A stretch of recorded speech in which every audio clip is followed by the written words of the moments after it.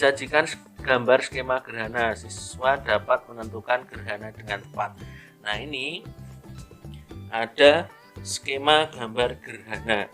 Nah, kita lihat matahari, bulan, dan bumi berada dalam satu garis lurus. Nah, ini syarat untuk terjadinya gerhana. Nah, bedanya nanti gerhana bulan dan gerhana matahari itu adalah letak bumi dan bulan yang bergantian. Nah, kalau matahari, bulan, dan bumi seperti ini, artinya bagian bumi ini terhalang oleh bulan.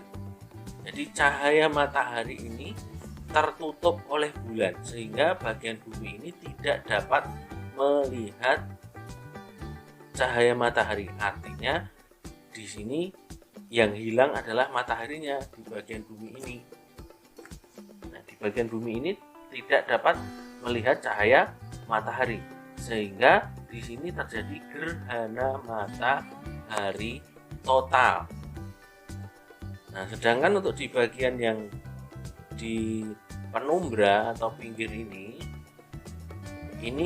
masih bisa. Nah, ini masih bisa mendapat sebagian, tapi sebagian juga tertutup.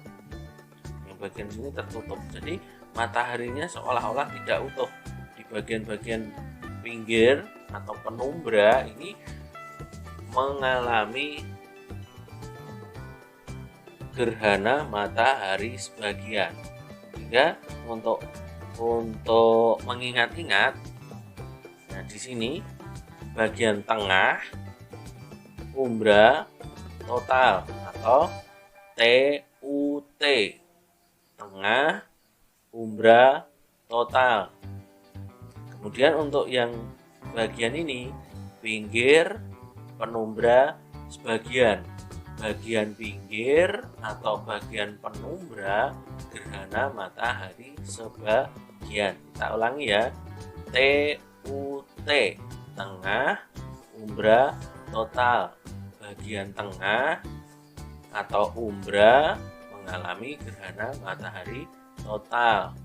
PPS, pinggir penumbra sebagian, bagian pinggir atau penumbra mengalami gerhana matahari sebagian. Nah, ini total eklipse, total partial eklipse sebagian.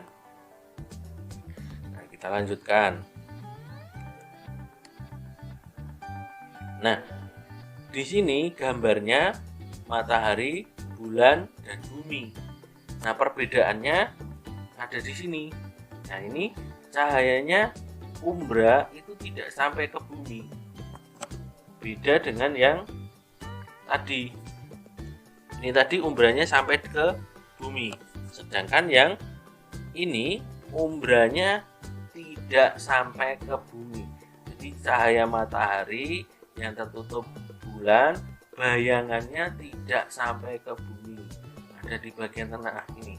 Maka hal ini memunculkan gerhana matahari cincin. Jadi skemanya, jika umbra itu tidak sampai ke bumi, umbra bulan ini, maka memunculkan peristiwa gerhana matahari cincin.